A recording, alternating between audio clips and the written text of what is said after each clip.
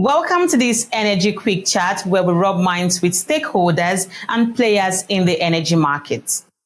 Now, OPEC Plus producers this week agreed to slash around 2.2 million barrels per day of oil from the global markets in the first quarter of 2024, with the total including its rollover of Saudi Arabia and Russia's 1.3 million barrels of current voluntary cuts. However, there has been concerns about compliance given the nature of the voluntary reductions and seeing that some countries like Angola, Congo and Nigeria are already still hanging in the balance.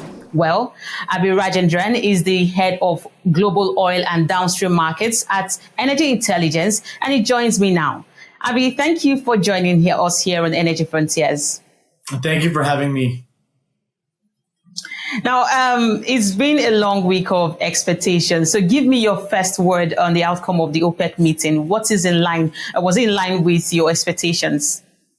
Yeah, I think there were growing expectations going into the meeting that there would be an additional cut announced. Of course, there was all this, noise that came up about the baselines and some of the issues, as you brought up, from certain countries like Angola and Nigeria. So that was, that was part of it. But, but even with that, there was this growing expectation of additional cuts to be announced. Now, I think, most folks expected that the voluntary additional cuts that Saudi Arabia and Russia have been doing, right, for the last several months would also be rolled over to the first quarter. I think that was basically a base case expectation.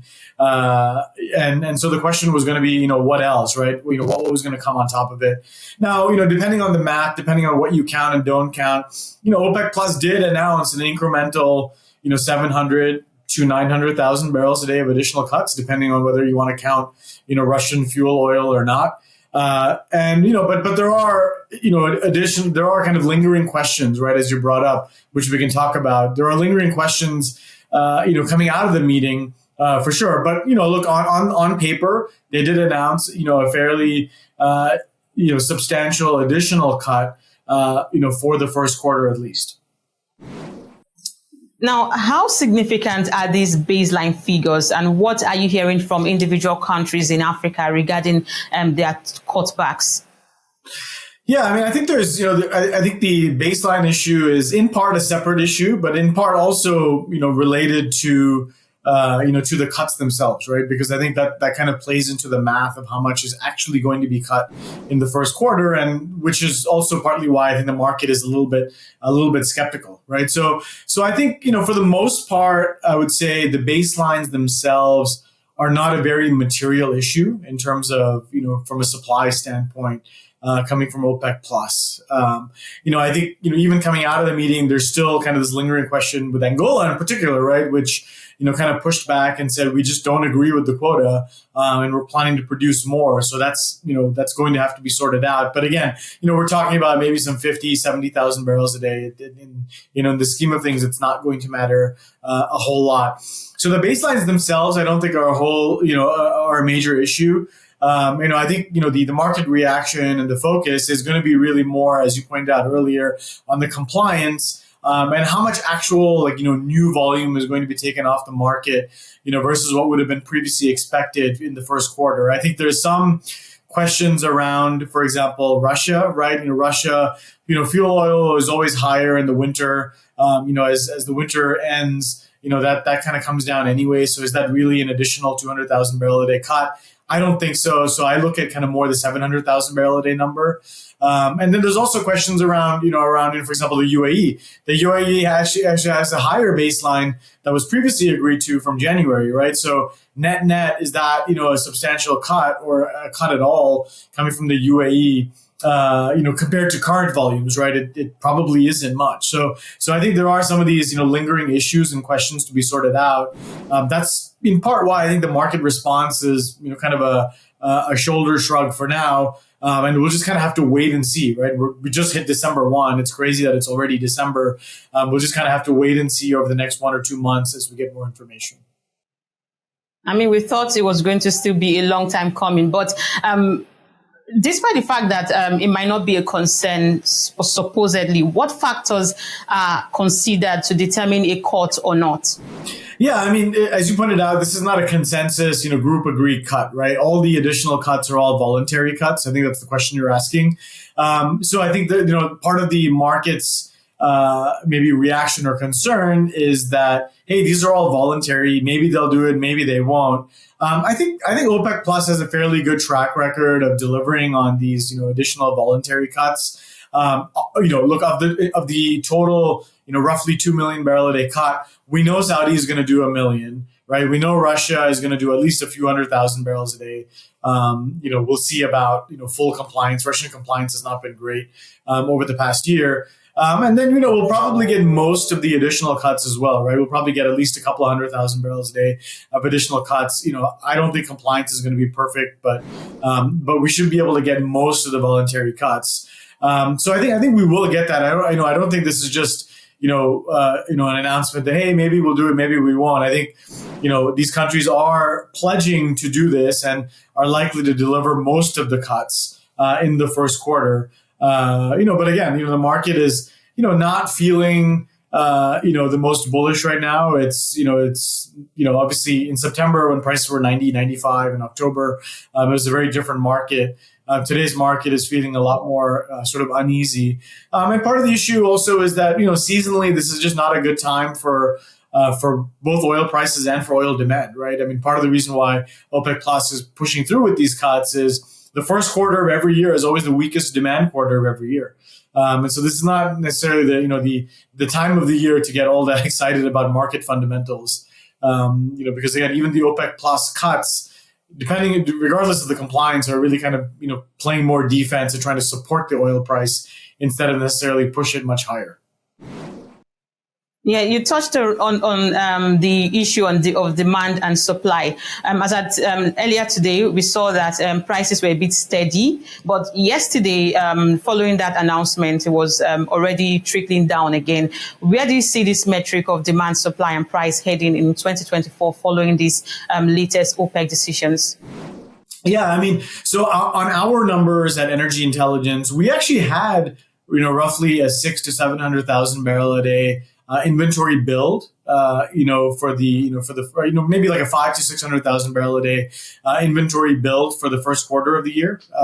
So again, that was before the cuts. So we actually expected the market to, not be very tight and to be a little bit, a little bit looser and certainly prices more in the, kind of the $80, $85 level over the near term. Of course, the OPEC Plus cuts, even if we don't get the full additional 700,000 barrels a day, again, we already assumed Saudi and Russia were going to be extending their cuts. That helps to, stop, these large inventory builds, right? So the market should be a little bit more stable. So we expect prices to be, maybe around the mid 80s, for Brent, closer to 80 for WTI in the early part of next year. That's kind of where we think the market will kind of stabilize. We don't, again, because demand is lower in 1Q, because we're in the winter, you don't have a lot of, oil price seasonality.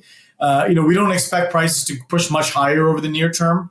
And it's always possible that, that you have, these, occasional, kind of downside shoots, right? Just a few days ago, last week we had oil prices that were in the 70s. So, they could go back there quickly but we think they're going to come right back. We expect prices to kind of be stable, at least over the near term, like, around 80 to 85. And then I think the market will tighten up again a little bit next year as we get into the summer. So, for the whole of 2024, we do think prices will be, kind of comfortably averaging in the 80s. Kind of maybe lower prices in the early part of the year, but slightly higher prices in the summer because that's again when demand picks up and the market is tighter. Okay, so OPEC Plus will be sitting in the room at this ongoing COP28. What position do you expect the group to take on energy transition, climate change, and so on? Yeah, it's a great question. It's interesting that the OPEC meeting, was moved back to right at the beginning of COP, right? But anyway, that's over now, and COP will continue for the next, week and a half or so, after having kicked off the other day. I think there's kind of two sides to the coin with OPEC plus. I think the first side is kind of the UAE side. I think even in the beginning days of COP, and even in the lead up to COP, I think they've shown that they want to and are kind of putting the money where their mouth is in terms of taking a leadership position in the climate discussion, right? I mean, they we kicked off COP with the loss and damage fund, which the UAE is contributing to. Then they, setting up a new climate, I think it was a $30 billion climate investment vehicle with BlackRock that they're hoping to grow over the next, 5 or 10 years. So they're, the UAE position, and, this is kind of consistent with their development of, new energy technologies and capacity domestically has always been ahead of the curve within OPEC plus. I think the rest of OPEC plus, the group's position, and we've seen it in some of their recent responses to IEA reports and whatnot over the last couple of weeks, is going to be to show, look, we're not the bad guy here, right? We are, here to try to help, especially emerging economies and emerging regions like Africa, like South Asia, Southeast Asia, be able to use the same hydrocarbons that Europe and the US and other places were able to use as they developed, right, into big economies and richer consumers and things like that. So that's OPEC plus position is around development, around being able to provide affordable energy to developing economies. That's going to be a message that comes from them certainly over the next week and a half. And I think, but I think they also want to be, at the table, right? They don't want to be seen as the bad guy in this conversation. They want to be seen as somebody who, you can bring into the conversation and say, hey, you guys are some of the biggest producers of oil and in some cases gas also. What can you do to lower your emissions? What can you do to help, with the bigger picture problem, which is emissions and flaring and things like that. So let's all kind of come together and talk about it. I think several OPEC plus countries, led by Saudi Arabia, have shown that, that they're willing to take the initiative in this. So I think that's going to be their message. It's that, yes, it's about climate, but it's also about development, affordability of energy and things like that. And at the same time, they also don't want to be left out of the conversation. And by the way, this is something that even, Dr. Sultan of the UAE, who's, the COP chairman, he has also said, look, fossil fuels need to be part of the discussion, not, pushed away from the conversation at COP. Right. Today, I saw Antonio Guterres' statement saying that there should be an absolute phase out of fossil fuels. We see how that goes. Abhi Rajendran, head of Global Oil and Downstream Markets Research at Energy Intelligence. Thank you so much for sharing your expert analysis with us. Thank you for having me. And that's it on our Energy Quick Chat. Thank you everyone for taking time to watch. Make sure to comment, like, and subscribe to see more videos like this, and follow Frontier Africa Reports across all our social media handles. Bye for now.